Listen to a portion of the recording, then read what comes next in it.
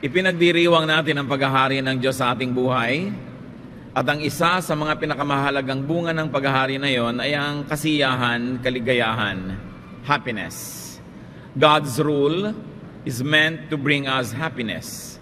Therefore, we have a constant need to know about happiness and to be happy and even to be happier.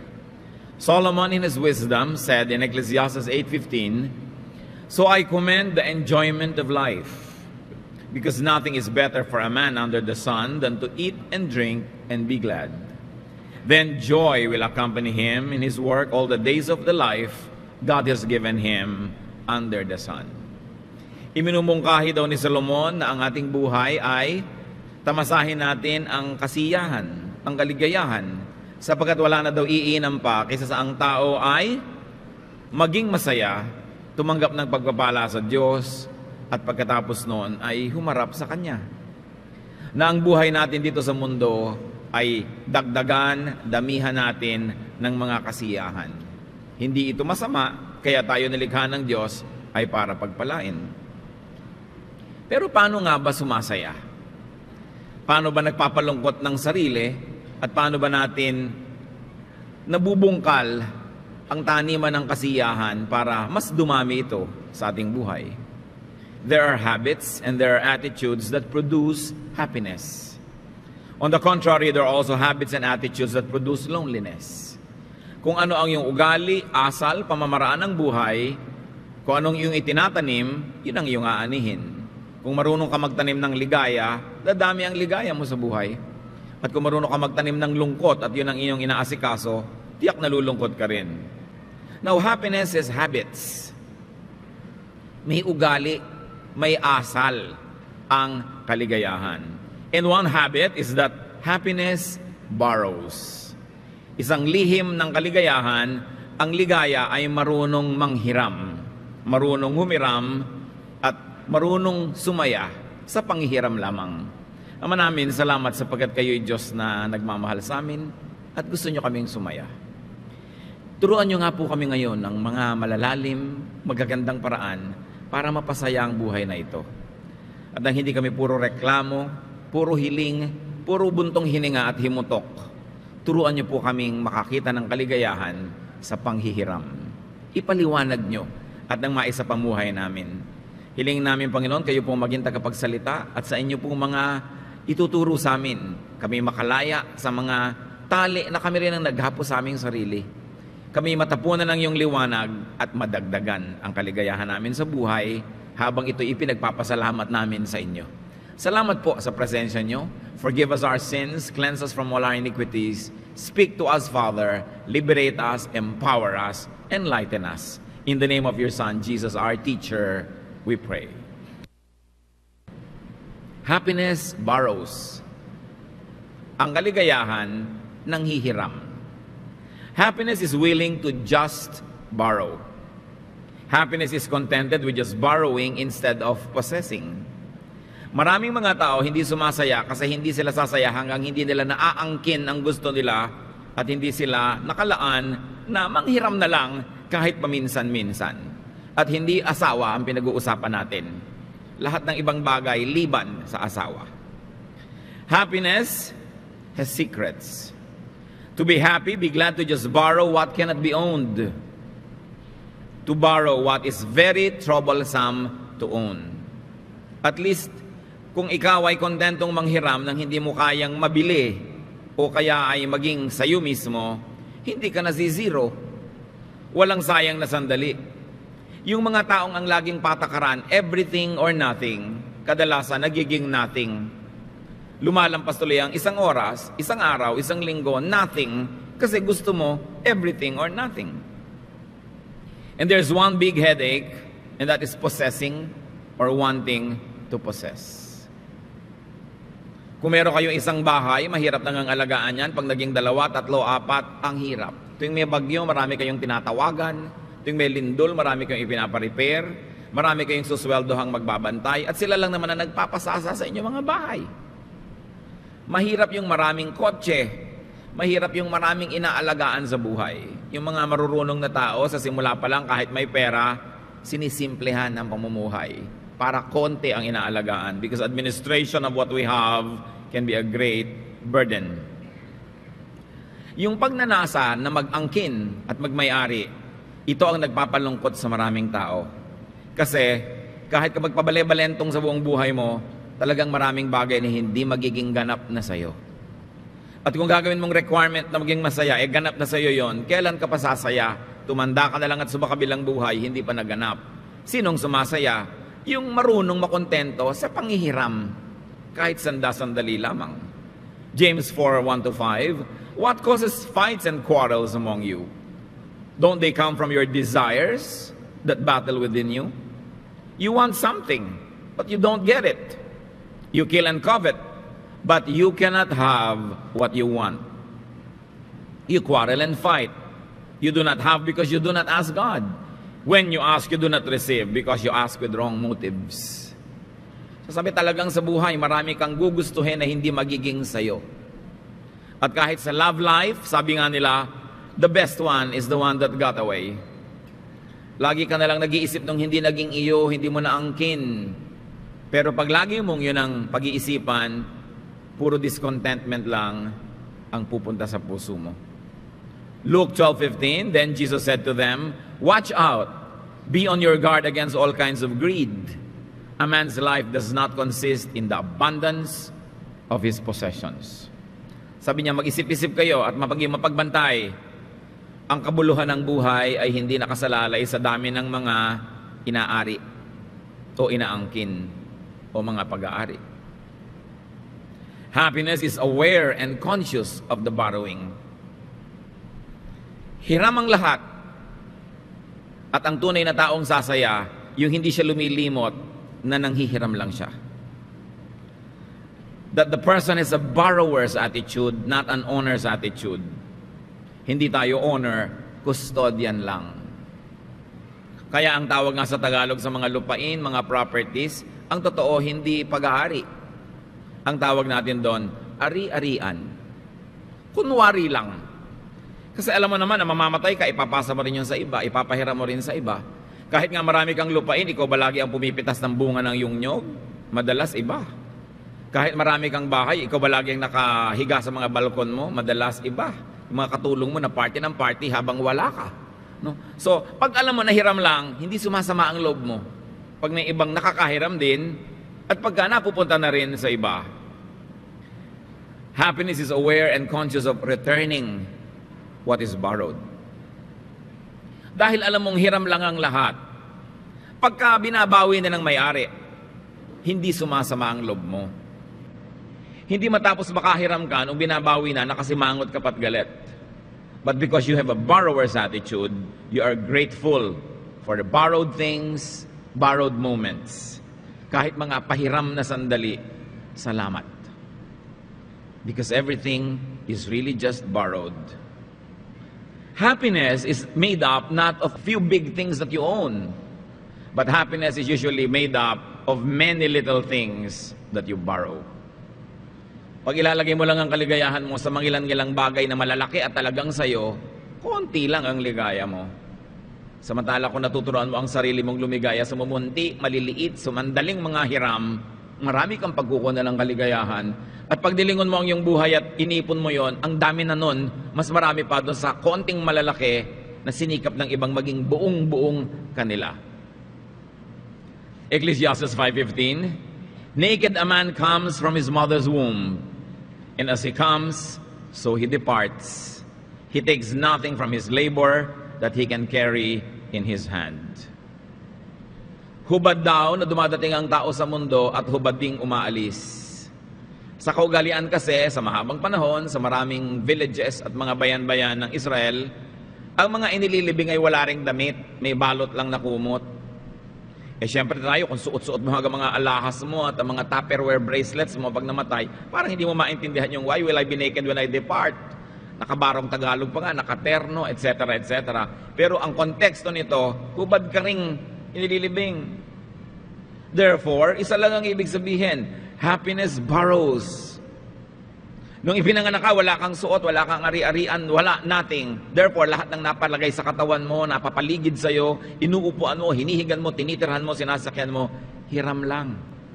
Pahiram ng Diyos. At hindi lang mga material na bagay, happiness borrows time. Other people's time, God's time, eternity's time, hinihiram mo lang yun. Kung minsan nakahiram ka ng isang companionship, samahan mo naman ako nung aalis at uuwi na yung tao dahil may gagawin, masama na loob mo. Dahil gusto mo nang angkinin ang buong oras niya. Kung nagpapasalamat ka at nakahiram ka ng 2 oras na may kasama, tama na yun. Ready ka dapat magsoli. Kasi hindi sa'yo. Time can never be owned. Time is never permanent. Time is never still.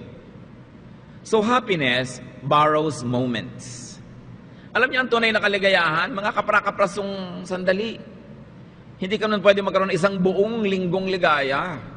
Isang buong linggong pag-ibig. Nung Miyerkules nga, naghiwalay na yun eh. No? So, nakakakuha ka ng sandaling ligaya. Pagising mo, ang ligaya mo. Tapos mamaya may dumating na bad news. Sumusira ng araw ko. Hindi. Nagkaroon ka na ng konting ligaya pagkagising mo. At kung papahalagahan mo yun, aalalahanin mo yun, mapapalakas ka nun, kahit maraming lungkot na dumating sa maghapon. Walang buong maghapon ng ligaya. At wala ring buong maghapon ng lungkot.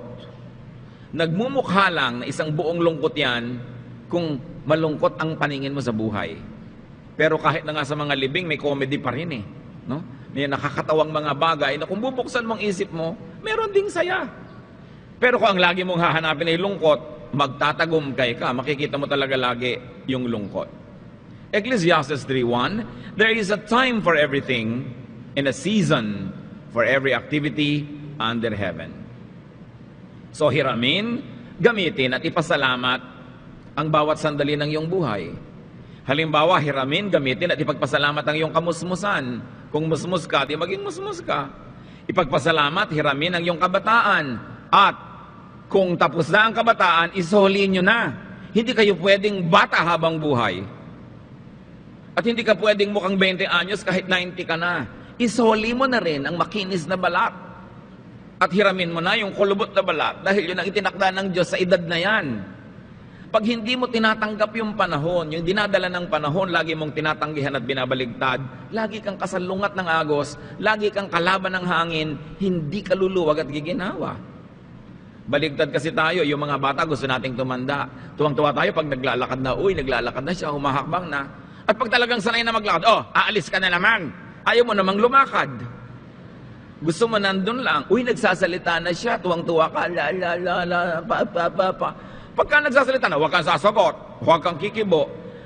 Bakit hindi mo hayaan magsalita? Talagang kaya nga na-develop na yung speech niya sa panahon na yun para magsalita. Pagka bata, gusto mo mag-asal matanda. Huwag kang kikibo dyan, ngayon, tahimik. Pero pag matanda na, nag-aasal bata na, laging baligtad. Kung alam mo kung ano ang pinapahiram sa'yo ng panahon, alam mong appreciatein yun, sinasamantala mo yun, nilalasap, at kung tapos na, next naman. Maraming stages ang buhay. Time keeps moving. So, ang lagi mong sinasabi, pag masaya, this too will not last. Matatapos din ito. So, bago matapos, enjoyin ko na. At kung malungkot naman, sasabihin mo rin, this too will never last. Matatapos din ito. Mabuti na lang at walang permanente. Marami laging surprise. Maraming pwede tayong maranasan. Ecclesiastes 8:5, the wise heart will know the proper time and procedure. Tama ang timing, tama ang style, ang method, sasaya ka.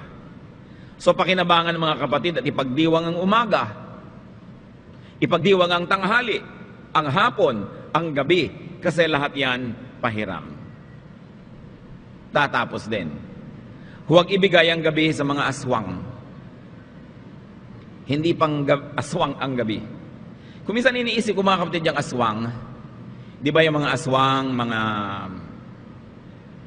sumisip-sip ng dugo, mga lamang lupa, mga ganitong uri ng mga naisip nating mga pagkatao, sa gabi naglalabasan. Nakakatakot, naninipsip ng dugo, kumakain ng atay, etc. etc. Pero pag bukang liwayway, pag liwanag, natutunaw, nawawala, nagtatago. Paano kung ang aswang ay isang talinghaga na inimbento ng ating mga ninuno? Paano kung ang aswang ang ibig sabihin pala, depression? Di ba madalas ang depression, lungkot, pangungulila, takot, sa gabi dumarating? At sinisipsipang yung dugo, kinakain ng yung atay, natatakot ka, nawawalan ka ng sigla, nawawalan ka ng buhay. Pero pag umaga na, nawawala na ang yung inip, nawawala na ang yung lungkot, parang yung aswang, nawawala rin. Maraming mga tao, yung gabi nila, inaaswang kasi marami silang galit, marami silang regrets, marami silang panghihinayang, marami silang kapaitan sa buhay. Inaaswang tuloy sila ng sarili nilang mga alaala. Hindi sila mapagkatulog, hindi sila makakain, puro takot, puro nervyos. Ang pinagmumulan niyan kuminsan, mga galit, hinanakit, puot, bitterness, regrets na hindi mabunot-bunot sa puso. Kaya maraming nag-aaswang sa kanila, pero ang totoo nun, sila rin naman talaga yun. Guni-guni, budhi, damdamin. Kasi ayaw nila mag-let go. Maraming mga depression kasi dapat sana gumraduate ako ng 4 na taon pero mahirap kami, naging 15 taon. Galit sa mundo. Dapat sana ganun ang nangyari sa akin, minano ko yung bukid pero napunta kay ate. Galit sa mundo. Puro mga dapat naging akin ito, naging akin yun, naging akin. Kung sakali lang naging mayaman kami, kung tinulungan mo lang ako, kung pinagbigyan mo lang ako. So ano nangyayari? Inaaswang sila ng sarili nilang damdamin. Yung buong gabi nila, pinamimigay nila, imbes ka nila rin. Kaya kailangan sinasabi natin, ang lahat ay pahiram. Yung mga hindi naging akin, kakalimutan ko na. Hindi rin naman napunta sa paraiso yung nagkaroon nun eh. Yung isang minimithi mong mapangasawa, napunta sa pinsan mo, galit na galit ka, pero paraiso ba buhay ng pinsan mo ngayon? Hindi rin naman. So magpasalamat ka, maging sa mga hindi naging sayo. Dahil marunong ang Diyos at iniiwas din tayo sa napakaraming hirap at gulo ng pagmamayari. So happiness borrows time and things also. We never really own. At dahil tayo tagahiram lang, nagpapahiram din tayo. Kung paano mo gustong pahiramin ka ng Diyos, nagpapahiram ka rin sa kapwa. Repeat, nothing can be owned. It's one of the biggest lies and illusions that you will own. Katulad ng mga mag-asawa sa sumpaan sa kasal, ako'y iyong-iyo. Tumigil-tigil ka nga ng mga pangako mo na yan. Pagka mga 20 years na kayong kasal, inaantok ka, dumating yung asawa mo, bumabango ka pa ba? Dear, nandito na ako. Hindi ko dalang kawali dito. Di ba? Maghain ka dyan. Pero nung una, ako'y iyong-iyo. Paano ka magiging pag-aari ng iba, hindi mo pag-aari ang sarili mo? Alam niyo yung mga kasal, napakaraming pangako. Palibas at mga bata ang nangangako, hindi nila alam ang sinasabi nila. Dapat siguro, most of the time, I will try ipahiram sa iyong oras ko, ipahiram sa iyong sarili ko, ipahiram sa iyong aking atensyon, pero don't expect na laging magiging sa iyo yon. May mga moments na gusto mo kung kasama magbakasyon, may sakit ang nanay ko, aalagaan ko siya, sa kanya ko ipapahiram ang oras na yon, hindi sa iyo. So, hindi ako sa iyo. Kung ganun siguro kalinaw ang usapan, bihirang tao magkakaroon ng sense of failure. Because we promise too much, we promise to give what we do not have in the first place. 1 Timothy 6:7, for we brought nothing into the world, and we can take nothing out of it. Wala ka namang maidadagdag o maibabawas sa mundo. Kaya ang sabi ni Job sa 1:21, echoing what Solomon said, naked I came from my mother's womb, and naked I will depart. The Lord gave, and the Lord has taken away. May the name of the Lord be praised. Si Job ang yaman-yaman, ang daming anak, marangal, ginagalang, sa isang iglap na wala lahat yon. Naghirap, namatay lahat ang anak, nabalot ng sakit ang kanyang katawan, nawala ng mga kaibigan. Etong sabi niya, the Lord gave and the Lord has taken away. May the name of the Lord be praised. Nagpahiram ang Diyos, bumawi ang Diyos, salamat nakahiram ako kahit sandali. That's the attitude. Kaya naman ibinalik ng Panginoon sa lahat yung nawalan sa Kanya eh. Kasi hindi siya nagalit sa Diyos. Pasalamat at nakahiram ng yaman, ng anak, ng dangal. May mga magulang, pahiram lang ang anak nyo pag mag-aasawa. Siyempre, ipapahiram nyo naman doon sa asawa. Alangan naman sa inyo forever. May mga magulang, makasarili, ayaw pag-asawahin ng anak para may mag-alaga sa kanila. Pagtanda ng anak nyo walang asawa, sino ngayon mag-aalaga naman sa kanila rin? Selfishness yan. Pahiram ang lahat. Pinahiram ba kayo halimbawa ng Panginoon ng napakabibilis na mga paa, ang tagal nyong runner, na nanalo kayo, tapos tumanda na kayo, may mga rayuman, ang hina. Imbes magalit kayo sa mundo at magmukmok, ipagpasalamat yung nakahiram kayo noon. So isinasoli nyo na yung inyong matibay na paa. Nakahiram kayo ng puting buhok ngayon, Ayun, itim na buhok, ngayon puti na. O nakahiram kayo na ng buhok, ngayon wala ng buhok. Salamat. Nakahiram kahit sandali. Nakahiram tayo ng malinaw na mata, ngayon malabo na. E paano naman, 150 years old ka na, may deadline din ng hiraman, di ba? Expired na. So syempre, isosoli mo na.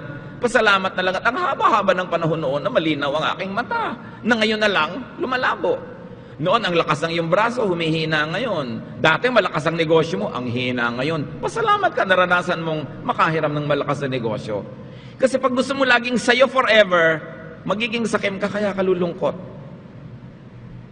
Pero pag nagkaroon ka ng attitude na, ay oo nga, wala naman ako talagang pag-aari, nahiram ko lang, salamat naman kahit binabawi na. Hindi katulad ng nagpahiram sa inyo ng plancha na kapitbahay nyo. After 3 months, nung binabawi, galit pa kayo. Nung isoli nyo, yung tangkay na ang umiinit. Bahala siya, tangkay na ngayon ang iinit sa plancha na yan dahil ayaw nyo isoli. May mga tao hindi marunong magsoli, kaya malungkot. Happiness borrows places and even positions. Positions of comfort and prestige, nahihiram lang yan. At kadalasan, nakakatulong din manghiram kayo ng mga position na uncomfortable, hindi prestigious, especially when you want to be anonymous, when you want to review basics in life.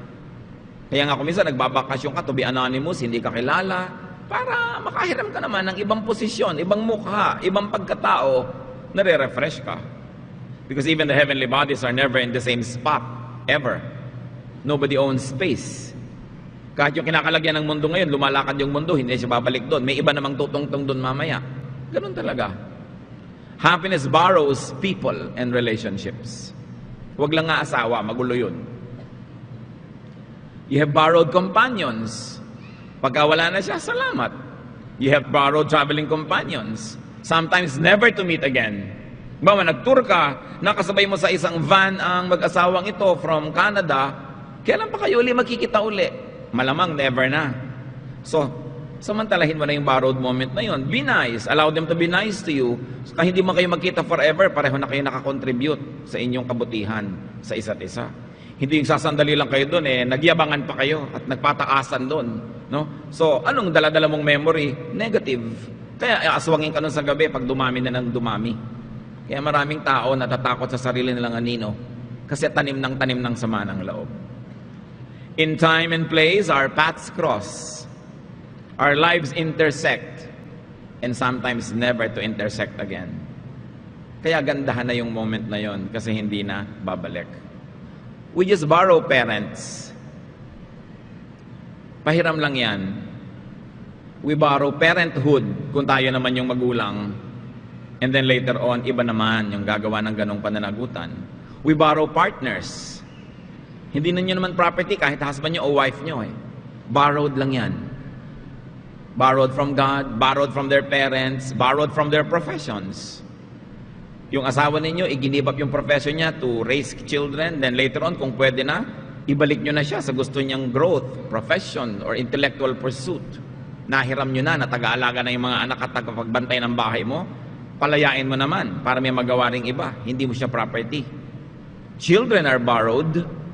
Hinahanda natin ang mga anak natin kung under normal and usual circumstances, makapag-asawa sila, handa sila sa responsibilidad, mabubuti silang tao, mababait. Hindi pinalaki mo sa sungit, pinalaki mo sa takot, sa violence, nagiging violent husband tuloy or wife. Nagiging violent parent kasi habang nakapahiram sa'yo, hindi mo minanage sa mabuti. Nung i-turn over mo na sa susunod na hihiram, damage na. Pananagutan natin yon. Bawat tao na nasa poder natin, sandali lang yon, pahiram lang yon ng Diyos. Dapat positive ang contribution natin, maturuan natin sila ng mabubuting values, magandang ugali. Hindi yung dahil sa kalupitan mo, kasamaan mo, naging malupit na rin at masungit siya dahil wala na siya ibang nalaman na pamamaraan sa buhay. Ano ngayon ang gagawin niya sa mga ipapahiram sa kanyang tao ng Diyos pag siya na ang may kapangyarihan? Sisirain din niya. Kaya ang gulo ng buhay at gumugulo ang mundo. We just borrow siblings. Kayong magkakapatid, sandali lang kayong magkakasama under one roof. Sandaling-sandali lang. Kadalasan, normally, but not always, mga mag-aasawa yan, magkakanya-kanya ng buhay, mag-a-abroad, hindi na babalik yung magkakasama kayo. Tapos sa sandaling magkakasama kayo, awayan pa kayo ng awayan. Kakagalit pa kayo kung sino mapupunta sa banyo una. Sino hahawak ng remote control ng TV? Magkaka-TV rin kayo on your own kung wala pa kayong sarili. Meanwhile, enjoy being with your brother or sister o kung marami. It will never be forever. Sayang yung panahon kung ang babawiin nyo at dadalhin nyo at babauning memory, negative. We just borrow friends, we borrow associates and companions and co-workers. Habang nakapahiram sa inyo, huwag sayangin. Let them enjoy you and you enjoy them. Ipagpasalamat at alagaan. Then, i-turn over sa susunod na hihiram. Kayo naman, wala nang laman yung kamay nyo, may iba kayong hihiramin, another chapter of life. Yung sobrang sentimental, wala nang inisip kundi the good old days, wala nang inisip kundi the good old music, wala na kundi the high school days o my high school life, ang laging laman ng buhay. Maraming lumalampas ngayon na dapat nahihiram nyo pa rin, pero hindi nyo nahahawakan kasi nakatali kayo sa nakaraan. Kailangan harapin mo kung ano yung nandito ngayon kasi bukas wala na yan dyan. Lost forever. Make the most of your fleeting moments, of your borrowed relations, even of your momentary togetherness. You will not always be together. Kahit nga mag-asawa sa kabilang buhay, hindi na sila mag-asawa, magkapatid na lang sa Panginoon. So samantalahin nyo na, kasandali ang iksi-iksi ng buhay. Happiness borrows situations. No situation is ours to keep, and no situation is to keep us. Dapat alam mo ang engagement mo dyan. Be above the situation, and whenever you can, create good situations. We were created in God's image. We are empowered to have a say in how we live life. So create good instead of bad situations. Create good instead of bad relationships. Para ang panahon, ang bagay, ang sitwasyon ay pinapahiram, pakinabangang mabuti. We borrow titles and designations. Walang permanent. Kahit Miss Universe ka ngayon, all the rest of your life, former Miss Universe ka na. Hindi ka laging forever. So habang nandun ka, lasapin mo ang saya, do the maximum good you can, get the most, give the most, and then move on. Walang permanent. Kahit title, kahit designation, kahit mararangal na posisyon. Mahirap yung ayaw ng umalis sa posisyon forever. Masama yun. Dapat i-give up mo na kung tapos ka na. Proverbs 27:24, for riches do not endure forever, and a crown is not secure for all generations. Nakikita nyo pag ginagawang generational, nagkakaroon ng mga dynasties. What do political dynasties do just to keep the crown? They do all kinds of evil. Cheating, killing, murder, just to keep the crown for all generations. Well, the Bible said it can never happen.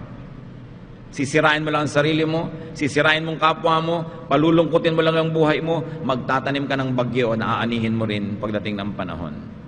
So do not take your title or position too seriously.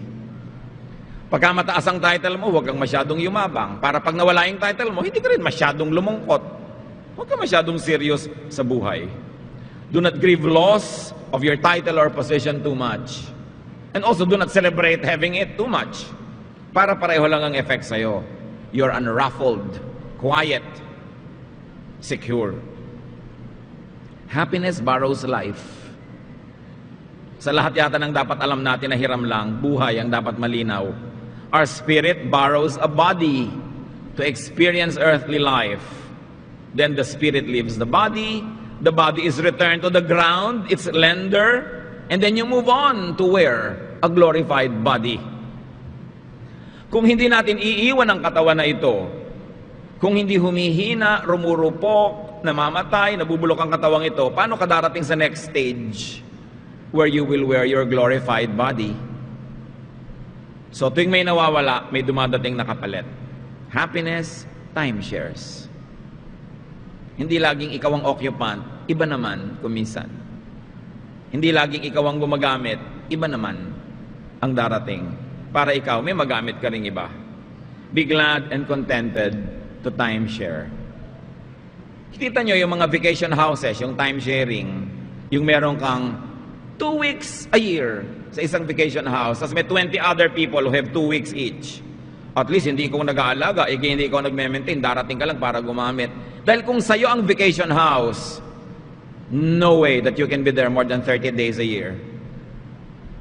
All the rest, 11 months, iba yung nakatira, pinapasweldohan mo, inaalagaan mo. Pagtalikod mo, doon nagpa-party ang bantay. Alam niyo ang bantay, nagiging bantay sa lakay yan. No? So pag marami kang binabantayan, gumugulo ang buhay mo. So pwede na yung timeshare. Kasi kung pwede ka namang magbakasyon ng kalahating taon sa isang buong taon, sa kakikita ng pambayad doon sa pambakasyon mo, syempre, sandali lang yun. Kaya yung to own is a big problem. Magagalit sa akin yung mga nagbebenta ng kotak-kotak na kondo at bahay dyan, ha? Pero ang totoo lang, the more you have, the more trouble. At yung kondo na yan, hindi mo alam, hindi sinasabi sa'yo yung juice. Akala mo, pag naisangin sa'yo na yun, tapos na, naku po, habang buhay, nagbabayad ka ng mahal na juice dyan, ano? Para ka nagbayad uli ng isang bahay at lupa sa Camellia Homes. Sa juice mo pa lang yun. Happiness does not always own. Wise happiness does not always want to own. Godly happiness does not always have to own. Truthful happiness does not always pretend to own. Happiness does not bear the burden of ownership. Di ba ang saya? May magandang vacation house sa Baguio. Kung ikaw ang may-ari, ikaw lagi nagpaparepair, nag-aayos, naglalagay ng mga bedsheet, tinitingnan mo kung may supply ba ng tubig. Pag may bisita ka, may tubig ba dyan? Umaandar ba ang heater? Ang dami mong problema. Yung nakihiram, ang saya. Matapos dumihan ng mga bedsheet mo, kainin yung laman ng refrigerator mo, gibain ang banyo mo, iuwi ang doorknob souvenir. Diba? Ang saya niya, kasi nanghiram lang eh. Ikaw na may-ari, problema mo lahat yan. Lahat kayo na may vacation house, alam nyo yon. Diba? Pakuryente mo sila, patubig, gastos mo lahat, katulong. Tapos wala silang ginastos. Ikaw ang nagbayad ng bakasyon nila. Tanong mo sa sarili mo kung gusto mo yon. Kasi kung may vacation house ka naman, di mo pinapahiram, sinusumpa ka ng lahat ng kamag-anak mo at kaibigan. Ipahiram mo naman, hindi mo lang nag-iiwan ng pambayad ng kuryente. So ikaw ngayon itong nagmumukmok, nagagalit ng lihim, pero nakangiti ka. Dahil siyempre, nagpapanggap ka mabait, pero hindi ka naman talaga mabait dahil naiinis ka nga eh. So, magkakamulto ka, aaswangin ka ng multo mo, kaya marami kang sakit. Buti pa, wala na lang. Gusto mo, marami kang pera, ba't ka magpapagawa ng bahay? Magbayad ka ng hotel. 2-3 araw, wala ka pang problema. Because you don't own anything, you don't own people, you don't own things, because you don't own time and space. Handle them well for the next borrower. Mga magulang, ang pinakamaganda niyong maibibigay na regalo sa inyo magiging manugang, papahiramin niyo sila na magiging asawa nila that you raised well. Yun na magandang regalo. Daig pa ang bahay at lupa o kotse. Tinuruan niyo maging mabuti, mabait, masipag, ito magiging asawa nila. Yun ang pinakamagandang regalo. At mga manugang, huwag niyong kakalimutang tanawin habang buhay niyo na nagkaroon kayo ng matino, mabuting asawa dahil yung magulang nagpalaki ng mainam. Dapat hindi nililimot yung ganyang mga bagay. Children, binibigay natin yan sa mga partner nila. Sandali lang na talagang anak mo lang. Mga kaibigan, pinapahiram din natin sa ibang mga kaibigan. So do not damage people while they are under your care to the point that they become dysfunctional for the next borrower. Kailangan mapuri ka ng manugang mo. Wow, biyanan ko, raise this lalaki or this babae very well. Ganon. Kasi turnover ang ganda. Hindi yung dati mong naging boyfriend, ayaw nang mag-girlfriend forever. Nadala sa'yo. Dati mo naging sweetheart, isinumpa na talaga, gusto na magmongha. Kasi nadala sa buong lalaki sa balat ng lupa dahil sa sagwa ng nakitang pagkalalaki mo. Ang mga tao ba na nakakahiram ng panahon natin, nadadala o nasisihan sa buhay? Yung ikaw ang naging kapitbahay ng isang tao, isinumpa na talagang ayaw na niya ng kabihasnan, maninirahan na lang siya sa ibabaw ng bundok dahil you are a neighbor from hell. Yung nakakadala. Kaya tiyakin natin mga kapatid, hindi tayo nakakadalaan. May nagpautang sa'yo minsan, tapos ayaw mo ng tantanan ng kauutang, nadala. Ngayon, ayaw na magpautang kahit kanino. Minsan kang binigyan, ngayon tungkulin na niyang bigyan ka forever.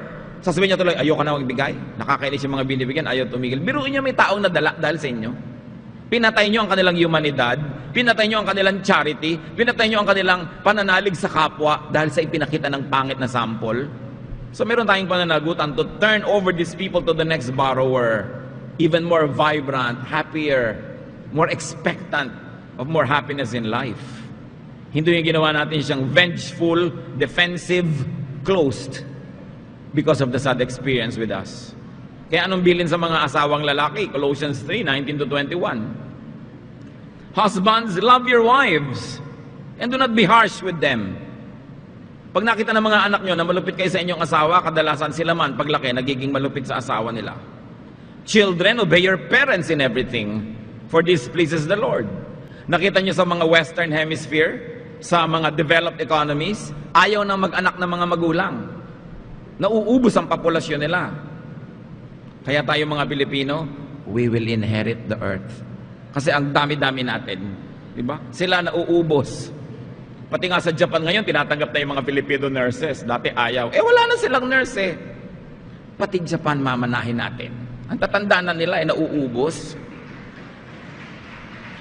Pero, mga bata, hindi ba? Kung magiging suwail lang din lang kayong anak, tulad ng nangyayari sa maraming developed economies, pag-aalakihin ng magulang, pag-aaralin, tapos pagtatatapon nyo lang yung mga magulang nyo sa mga homes, although sometimes it is better than being neglected in the house, no? Hindi nyo susundin, puro sama ng loob ang ibibigay nyo, nadadala yung magulang. Kaya yung mga magulang sa West, dala. Kasi suwail yung mga anak. Ayaw na tuloy mag-anak. Pero kung kayo, naging nice na anak, baka kahit yung nanay nyo, 70 na, gusto pang manganak ng mga anak dahil tuwang-tuwa sa inyo. Isipin mo, napakalaki naman yata kapintasang dahil sa'yo nadala na maging magulang ang isang magulang. Father, sabi sa verse 21, do not embitter your children or they will become discouraged. Sandali lang silang bata sa inyong poder. Dapat huwag nyo silang sirain. Buuin nyo sila. Para pagdating ng panahon, mas magandang pagkatao nila. Ephesians 5:33, however, each one of you also must love his wife as he loves himself, and the wife must respect the husband. Lalagay ka sa lugar. Pinahiraman ka ng husband, igagalang mo siya. Bibigyan mo siya ng karangalan na makonekta sa'yo. And let's not forget, happiness returns what is borrowed.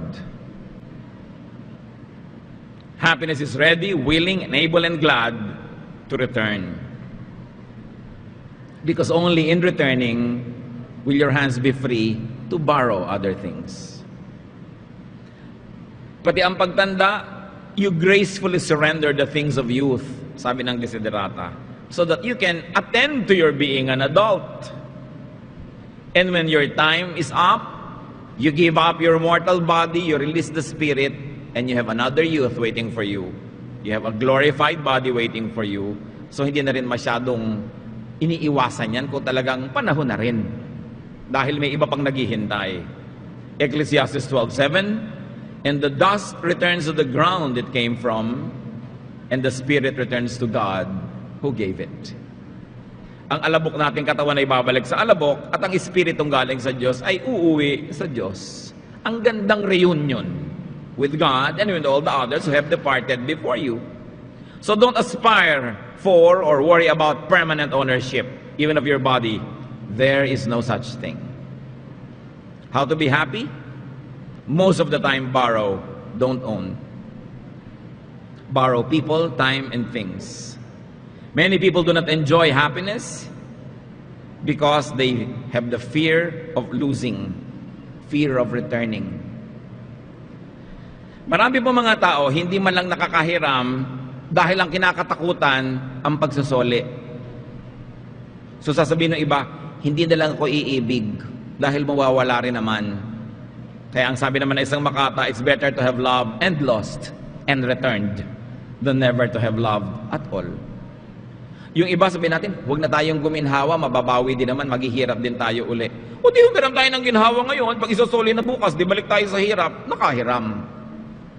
Yung iba ayaw na nilang umibig kasi nabigo sila, lahat ng pinsan nila nabigo sa pag-ibig. Ayaw na nilang masaktan. Di baling masaktan ka bukas, sumaya ka naman ngayon. Hiramin mo ang ligaya mo at isoli mo kung tapos na.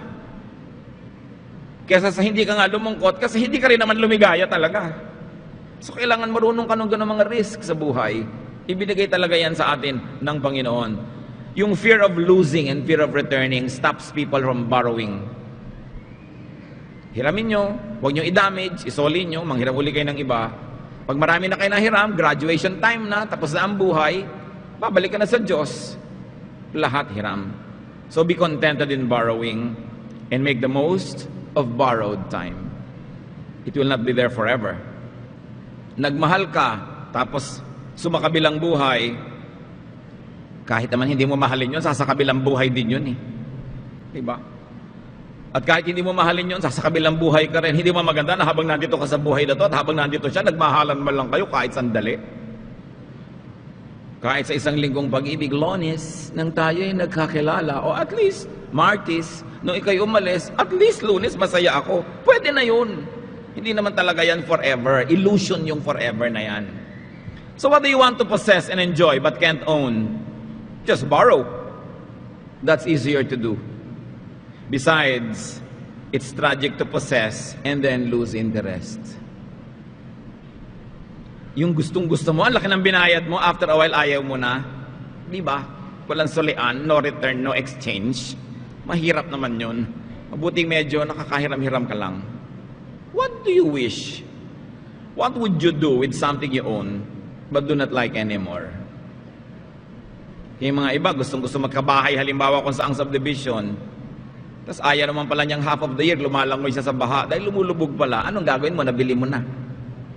Eh kung na-rent mo lang yan, edi al sa balutang ka, lipat. So bago mo gustuhin na maging sa'yo talaga, tiyakin mong alam mo kung ano yung binibili mo. Hindi mo alam.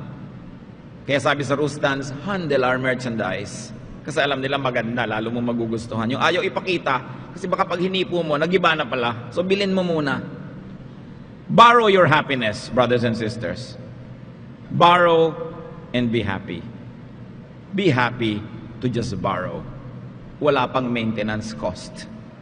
Bahala kayong mag-apply kung ano yon. Basta gusto ko lang idiin, hindi asawa ang pinag-uusapan. Yung iba, pwede nyo na-apply kahit saan yan. I-apply nyo yan sa bahay, sa vacation house, sa mga sinasabi ko sa inyo. And then don't be unwilling to return. And don't forget, because you borrow, you also lend. The other half of borrowing is lending. So you lend yourself to people. You lend your name to good causes. You lend your warm body to good projects. You lend your time, your talent, your treasure to good things because you also borrow. Then don't worry about returning. Of course, you have to return. When the right time comes, it will come. Pasalamat, nakahiram. Don't be possessed by regrets. Open your eyes, open your hands, open your arms and your heart to new leases. Ano ba ang mga pwedeng mahiram na bago? Buksan yung mata nyo, marami. Ano bang pwedeng mahiram na oras, mahiram na energy, mahiram na sandali? Ganun lang talaga. Pagkatapos, tapos na ang buhay, you move on and be with God. So what do you want in your life? Baka pwede na lang hiramin yan. Konting-konti lang ang kailangan talagang bilhin. Ang mahal pa ng bayad. Aming Diyos, salamat sapagkat kayo'y nagpahiram din sa amin ng buhay. At salamat din, hindi permanente ang buhay na ito dahil ang daming imperfection na nangyari, ang dami ring pait, ang daming luha. Salamat na lang, natatapos din ang buhay na ito at hindi forever. At salamat at may isang bagong magsisimulang buhay, paghumarap na kami sa inyo. Turuan niyo kami, Lord, na huwag maging sakim, huwag lagi maghangad na maging may-ari, lalong-lalo maging may-ari ng kapwa-tao. We don't own ourselves and we cannot even own another person. Sa aming mga narito ngayon sa iyong harapan na nagkakamaling itrato ang aming mga mahal sa buhay na as if property namin sila, pag-aari namin sila, Lord, forgive us and correct us so that we will handle the merchandise well. We will take care of it dahil kami mga katiwala mo lang at magpasalamat kaming nakahiram. Sa mga kapatid na nalulungkot, nagluluksa, nagagalit, sumasama ang loob dahil may mahalaga sa kanila na nabawi at wala na ngayon, turuan nyo kami, Lord, magpasalamat na nakahiram. Makalaya kami sa mga aswang na ito ng mga bitterness, anger, lack of forgiveness, so that our hearts will be free to borrow new things, even a new chapter in our life. Magbulay-bulay tayo mga kapatid sumandali at isipin kung ano mga practical application nito sa ating buhay. And enjoy borrowing. God is the lender. God doesn't charge interest. God loves to lend everything to us. Lord, deal with us, teach us some more in moments of silence.